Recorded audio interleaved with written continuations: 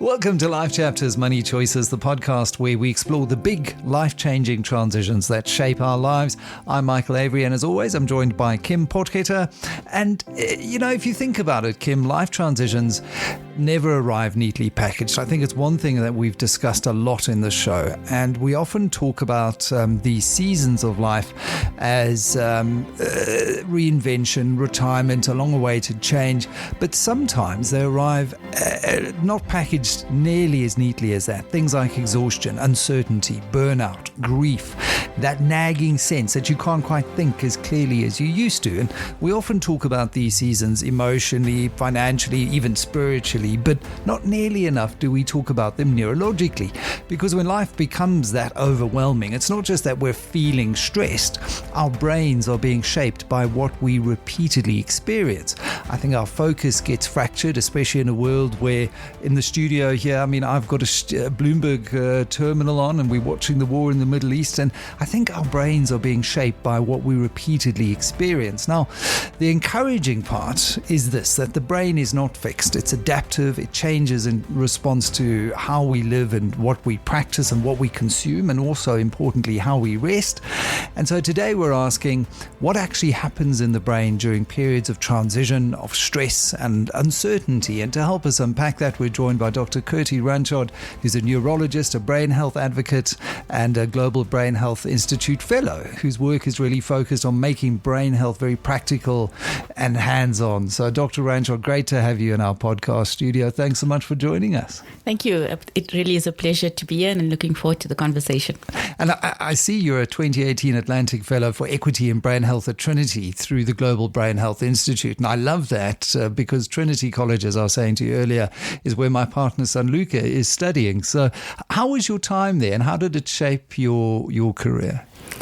I loved it. I think it was such a special year. It was also the year before COVID, 2018, 2019. So I think that year in all our lives ends up being magnified as just the best year ever, Yeah. I had chosen it because I had already started looking at brain health. My granny had Alzheimer's disease. I was already a neurologist, and I had started looking at what could I potentially do to support people with dementia, and then also how do you reduce the risk of Alzheimer's disease and dementia, because there's a lot of research on that already.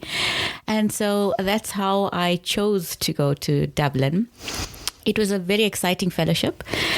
There were clinicians, but also psychologists, social workers, artists as part of the fellows, and because it was about how do you work across disciplines to create something meaningful that could address brain health in different ways. I love that approach. It's very much in line with having read Atul Gawande as being mortal. Often I think, especially when it comes to Western medical science, we become a little bit too narrow in our focus. And I think if we can be a little bit more outwardly focused, multidisciplinary, we might find solutions or answers in places that you least expect them. Tell us about your career in neuroscience and how you became so involved with the brain and our brain health. Neurology, I decided to do as an undergrad, but later. So what had actually happened was neurology was one of the subjects that was challenging me in med school. And I had decided to go do an elective in fifth year because we have to do an elective actually. So we spend a month in a hospital of our choice after we finish writing exams. So I spent a month in neurology at Chris Hani Baragwanath Hospital, and I absolutely loved it. I was in awe of these doctors. Neurology is very analytical, and in its traditional form, a lot has changed. In its traditional form, from what you tell me, a history, from what I examine, so the science, you are able to identify a pattern, and from the pattern you can tell where the problem is and potentially what the problem is before a scan, before a blood test. And I thought, oh wow, this is magic. I want to be able to do it. That's how I ended up in neurology. And like I say, brain health, intersection of different factors, including my granny, but also I had a very busy neurology practice.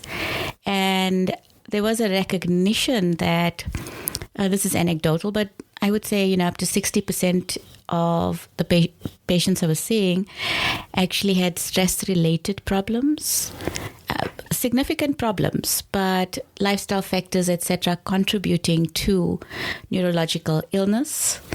And even for people with illness, what could you do to support them so that they could live well? Yeah, that's such an important link and segue into what we've been talking about, Kim, on the podcast as well. Kirti, I want to start with maybe a broad question when it comes to brain health, because I think when we go through major life transitions, especially stressful ones, and I think here of burnout, divorce, reinvention, anything that really is stressful, what is actually happening inside the brain?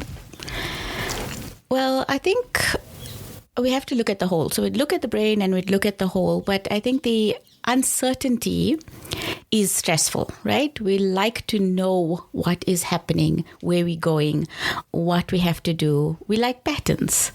And these periods of transition are vulnerable periods because a change is happening and we are unable to anticipate outcome. Right? So change does happen if I write an exam and I know that I'm going to get to the end of my course. Yeah. But a very different kind of transition. It's the uncertainty, aspects of what is unplanned, but sometimes even if it's planned, there can still be a high level of stress associated with it. And in part necessarily so. So stress is protective. Stress helps us to deal with threat and disaster. It is an inbuilt, hardwired physiological and neurological response necessary. But what has happened currently is that we have too many stresses, real and imagined, local and global, often beyond our control. And this then reinforces threat and disaster in our world and makes us even more uncertain. And then this is compounded by lifestyle choices, what we're eating, how much sleep we're getting, how much exercise we're doing.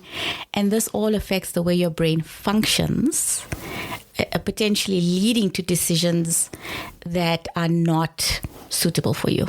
I often, when I think of what I do on stage and public speaking, and we do a lot of media training, getting executives to get all of those butterflies flying in the right direction before a big results presentation, that stress, that fight or flight instinct, that rush of adrenaline is a perfectly reasonable, rational, and natural response to, you know, your body saying that, well, I'm in a situation that is stressful, you know, let's flood the muscles, let's get the blood pumping, the heart rate up. But once you understand that, you can then harness that energy and it actually boosts your performance and you almost become superhuman and you can perform better. Is it fair to say that many people misread what's going on when they're in this state of heightened stress and they think I'm not just coping, when in fact their brain is in a heightened stress state and it's affecting their attention and their emotional regulation and their decision making in that state? Yes, so it is affecting everything, but I think the most important thing is to be aware of impact on you. So let's take that situation where you are going to be speaking publicly and are getting stressed about it. What you need to understand is whether the stress is helpful for you or not. So yes, stress is designed to help us in that stressful situation, particularly with the stressor that we are experiencing at that point in time. But in some people, it's going to be counterproductive, right? It is going to mean that you're going to forget words that come to you normally, that you're going to forget names, that content that you could easily access, suddenly you can't access, because that's what happens in the brain when we're super stressed. Aspects of working memory become blocked in a sense. Right. The example I love to give is my bag got stolen in Maboneng, and I had carelessly left it on the back of my chair in a street cafe in Joburg. Like, who does this? And somebody walked off with it. I am not overtly stressed. I'm not attacked. I don't feel overtly stressed, but now I need to cancel everything, right? Phones, car keys, credit cards. I cannot remember a PIN I used for 15 years to access my email account. Yeah. So the point is about how stress actually affects our ability to perform and do what we need to do in the situation. And for the most part currently, because we have such heightened stress levels, we do need strategies for calm. And that's what we're exactly going to come to. Kim, from your work with clients, do you find that through these big life transitions that it often begins with confusion rather than the right headspace and the clarity, that people assume they need maybe a better plan when maybe what they need first is more calm, more space and a more regulated mind before they then move on to having a better plan? But Michael, the big problem is who trains us that we know this is even happening to us. Yeah. So I think so much of the people often that I'm sitting with, they might have gone through a big life transition of losing a partner, going into retirement, empty nest. There's all of these happening, and they're coming in now to discuss financially how that affects them. The finance part seems to be the comfortable place where they think, that they're making good decisions, because these emotional decisions just feel so overwhelming. And if I look back to our lives, who actually trains us on how to react when we're in these stress modes? I mean, you talk about when you're standing on stage and all of those butterflies and all of that's got to happen. That's one stress. But a much deeper stress is when it's emotionally affecting you or affecting a member of your family. And all of a sudden, what I've seen is absolute confusion. Confusion because what you knew was true no longer seems to be true, and you have none of those skills on unpacking it. And that's why they always say when you're going through any major life transition, don't make big decisions, because we are taught as well. And what I see happening with people is we're taught to rush those decisions. We think we need to come up with the answer quickly in order to be able to deal with where we are, because we're so uncomfortable. And instead, I agree totally, calm down, assess the situation, actually be in your right zone to even be looking at any of these things instead of just trying to fix it, because we're so used to controlling.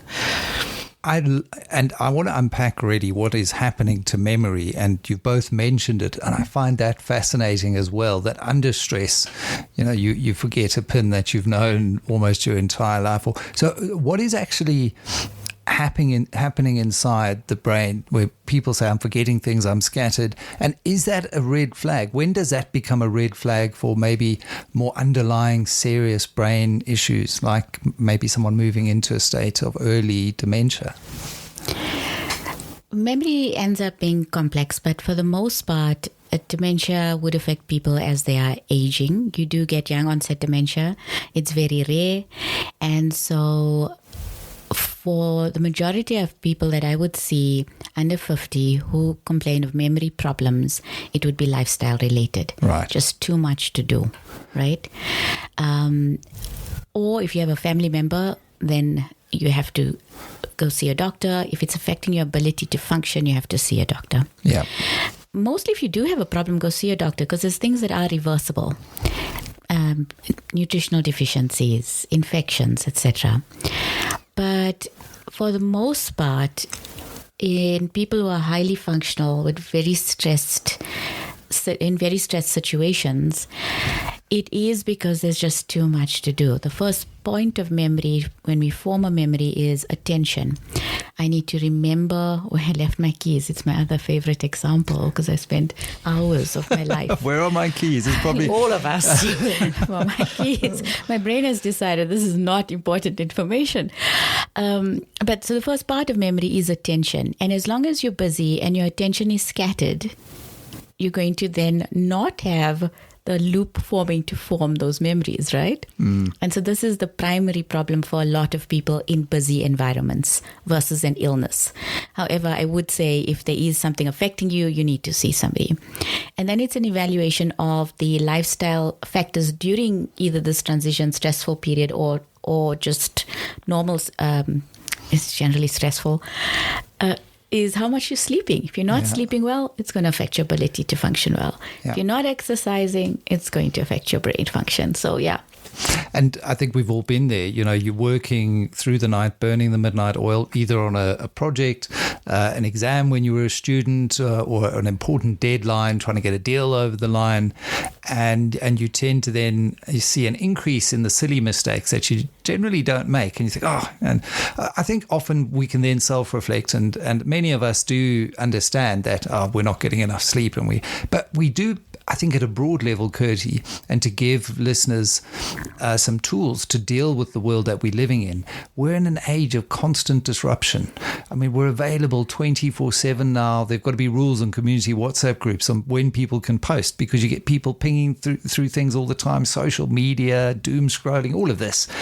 How concerned should we be about distraction as a brain health issue? And how do we start to better cope in a world that isn't going to change? We're not going to stop the fact that we're getting all of these stimuli all over the place all the time. So how do we better deal with them?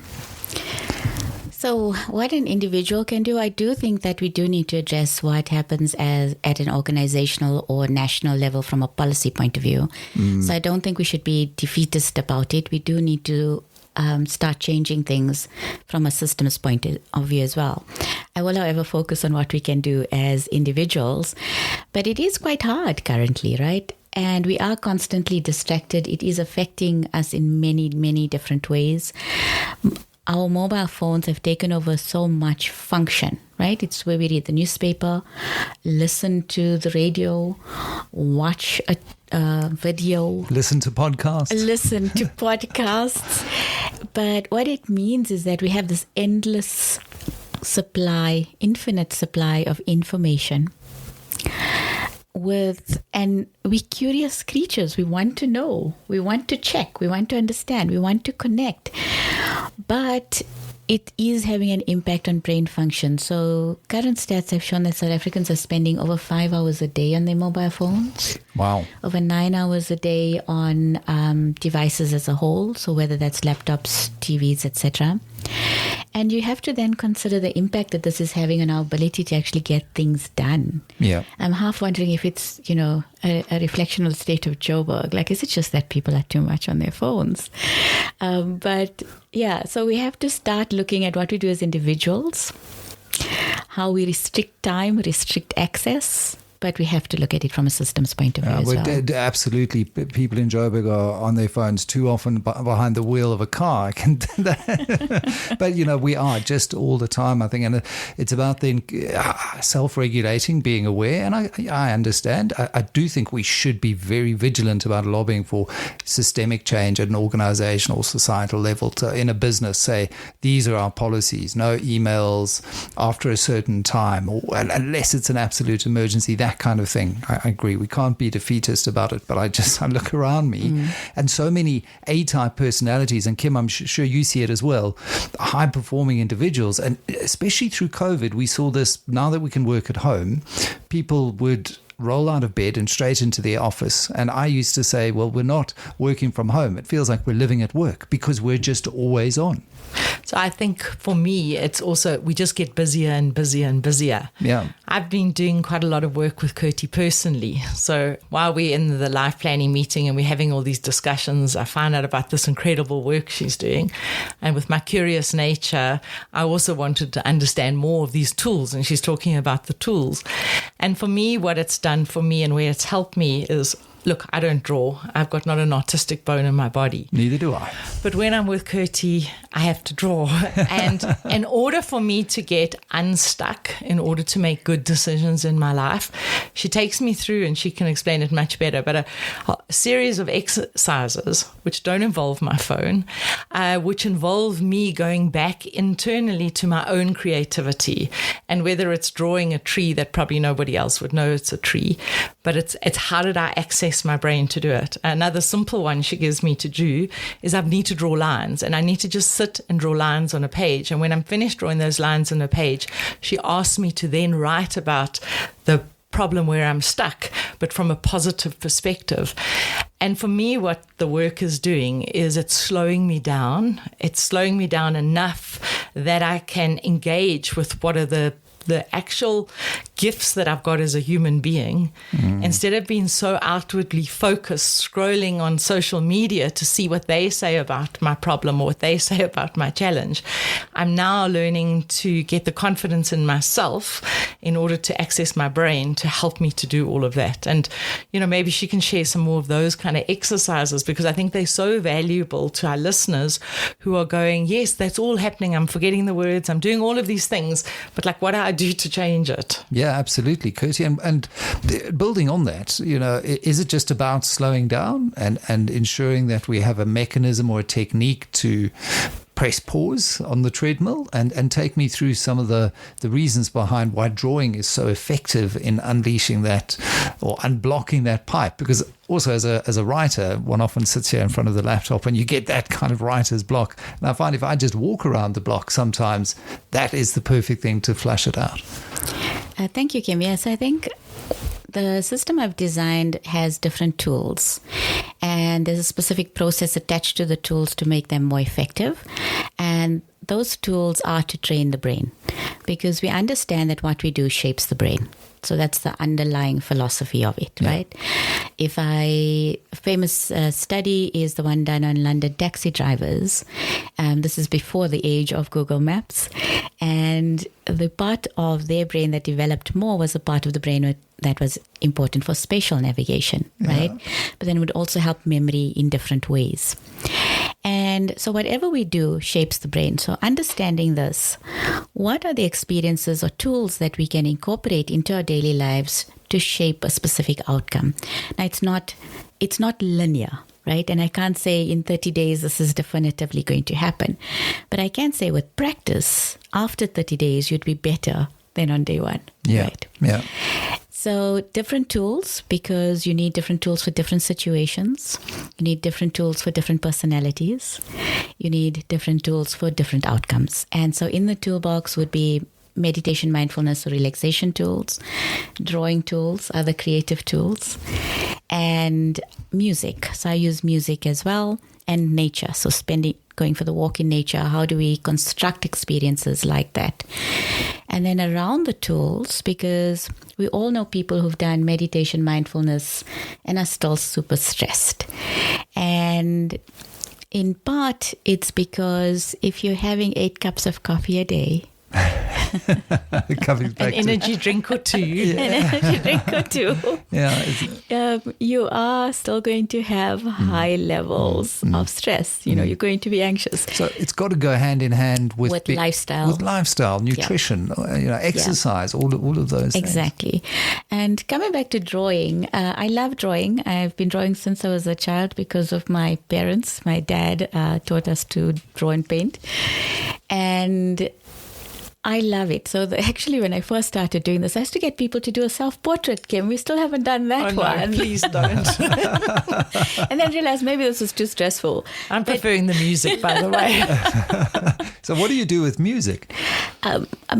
Again, it would depend on outcome, but so music, it activates memory parts of the brain, and it activates the emotional processing part of the brain. Yes. So depending on what we want, we can access different memories using music, and then this can guide the process of self-examination and problem solving. Yeah, and it makes so much sense. Often you'll hear a song and it'll take you back to the 80s or something when you were a child and you had the Walkman and it'll trigger that emotional response. Exactly. But I interrupted with the drawing as well. So, so the drawing ends up being very powerful because it activates similar circuitry in the brain to when we meditate. And because of it, you can access the state of calm in a more practical, creative way. It's quite hard for people to meditate, to practice mindfulness in our very busy environments, with thoughts running all the time. And so it activates a similar circuitry in the brain. And this circuitry is responsible for self-understanding. It's a self-referential network. Helps with autobiographical memory of our past selves, real or imagined. It helps us to understand ourselves in the present, and it helps us to project ourselves into the future. The future we want, the future we don't want, what are the steps we get there. I'm adding, aspects to it, but that's the way then you would use these different tools with a specific process, however. So the tool is as important as the process and as is important as the system. Oh, that's fascinating. Without going too deep into the mechanics of the process, can you maybe just sketch out what the process is that goes along with the tool of drawing? Because I find it really fascinating that that's how we access a very similar architecture in the brain that gets us into a meditative state. I think the first thing is to deal with anxiety. That the first request. Well, I'll just say for myself, I mean, when I was asked to draw, I was actually asked to draw a piece of one of Kirti's paintings. We were at an art gallery. Wow. And this is a person who draws stickmen and says continuously how bad she is at drawing. So yes, it was hugely stressful to do it. I'll just say that before she carries on. Listening, I would be equally stressed. My soon-to-be father-in-law is an absolute genius with a paintbrush, and he can do anything from Matisse to Renoir and he drew that hanging up on the wall just off a book that I gave him of a Renoir. Wow. I would struggle to draw a stick person, so it would make me equally stressed. But I'm going to start trying at least, because I just find it fascinating that that's the technique that unlocks a very similar part of the brain to meditation. So can you take us through the process? The process is practical reassurance that it's about the process, not about the outcome. But if I do make him an artist, I want to be invited to the exhibition. There's not much chance. But also attached to the neuroscience. Once you understand the neuroscience or you understand health benefits, you have more motivation to do this in a different way, right? Yeah. And so that becomes an important part of process and awareness. Is it helping me or not? I'm not saying it's for everybody, but I haven't actually found anybody where it's not helpful yet. But you have to understand, is it helping me or not? And if it's not helping you, it's not helping you. Try it differently, try a different way, try a different instructor. What did you find, Kim? As maybe just to add, I think we spend so much of our life on a hamster wheel. So, and I'll talk for myself, I'll talk for clients. We're on this hamster wheel because we've got so much to do, so much to achieve. And you know, even when a client comes in to work with me and then we do the life planning meeting, and my question is, you know, what will your next chapter look like if it turns out well?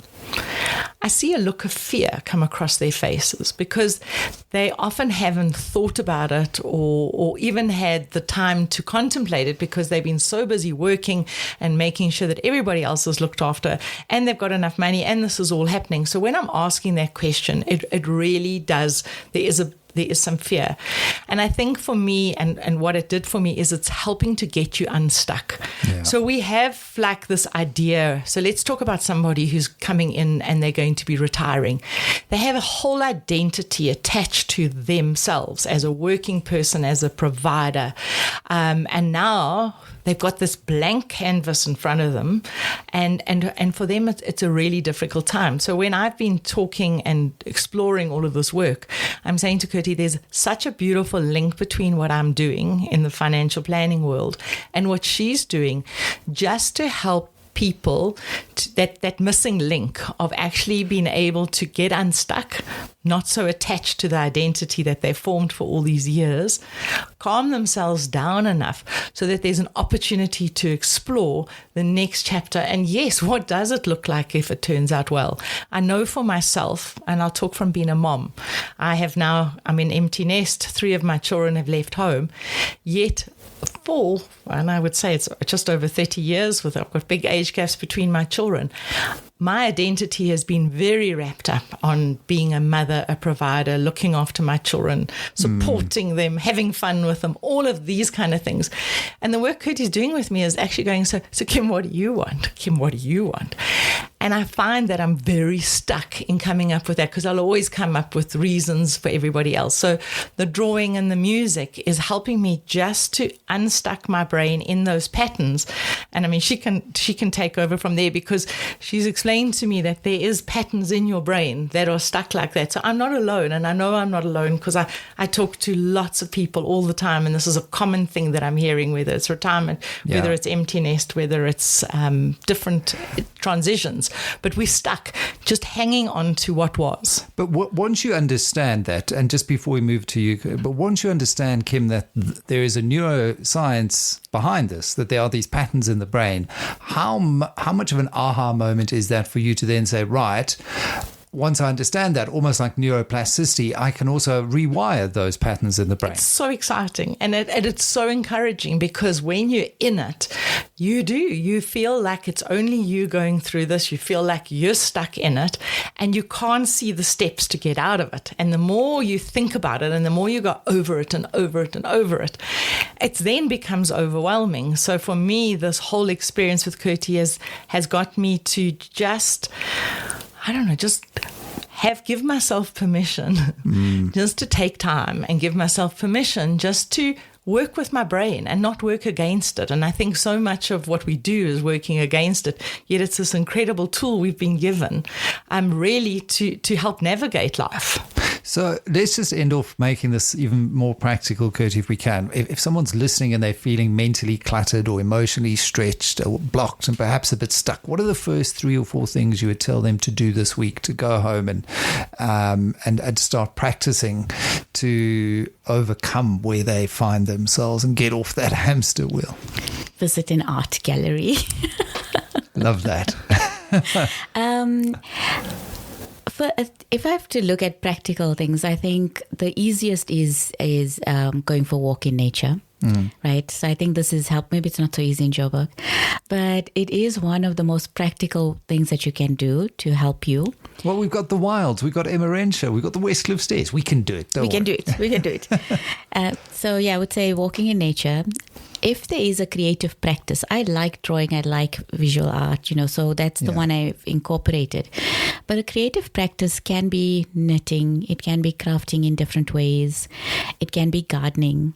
So it's understanding a creative process that you can easily incorporate into your day. I still have, but a very busy days, particularly when I was studying med school, neurology, specializing, and then a clinical practice. Yeah, wow. And throughout that, drawing has been something that I've used, but at that point, I don't do it so much also currently. But gardening, because gardening was practical, hands-on. I had to do it. It is creative. It got me outdoors because I couldn't just sit and do nothing. Like I could not sit outside and just relax.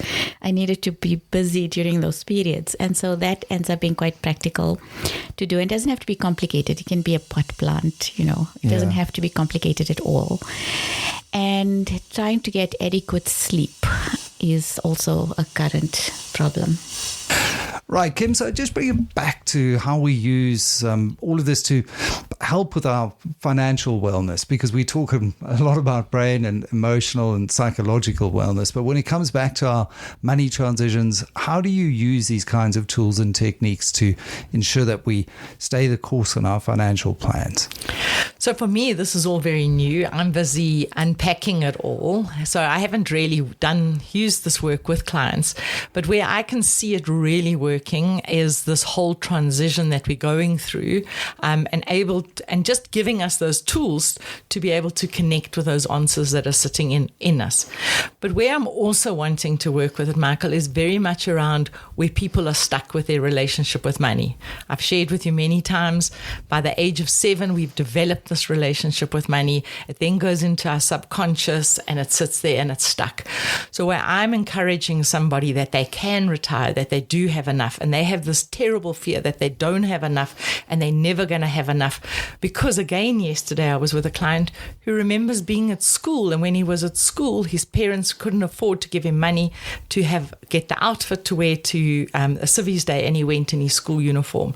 And he related to me as now a man in his late 60s, that feeling and what it felt like.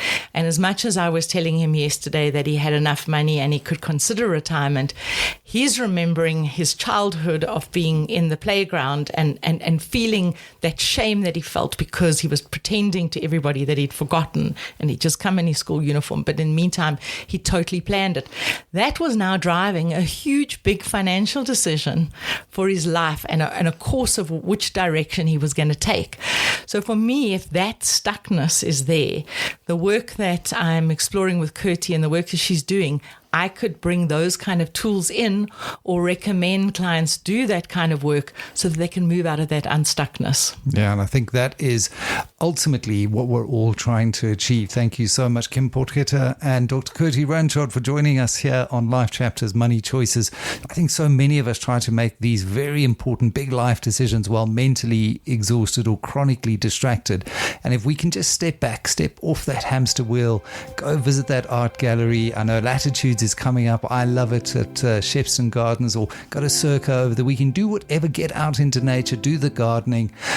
Find that way that you can then try and tap into a part of yourself that allows you to slow down and breathe again, because I think we're just not doing that. We're not slowing it down. So thank you for being that reminder, Dr. Ranchod, that we need to take our brain health just as seriously as our other physical health, our emotional health, and our financial health as well. Thanks so much for your time. Thank you. It's been a pleasure.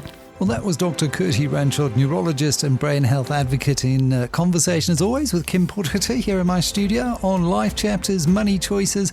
And what I take from that discussion is that as we try and make our way through change, it's not simply a matter of willpower. It is deeply connected to brain health, to things like getting enough rest, focus, regulating your stress, finding meaning and movement and connection, and all of the habits that shape how we think. I think so many of us try to make life's biggest decisions while mentally exhausted and chronically distracted. Perhaps the wiser starting point is to ask not only what should I do next, but also what kind of brain state am I bringing to this chapter? Because the quality of the next chapter is shaped in no small part by the quality of attention that we bring to it. From Kim Potgieter to Dr. Kirti Ranchod and me, Michael Avery, thanks for listening to Life Chapters Money Choices.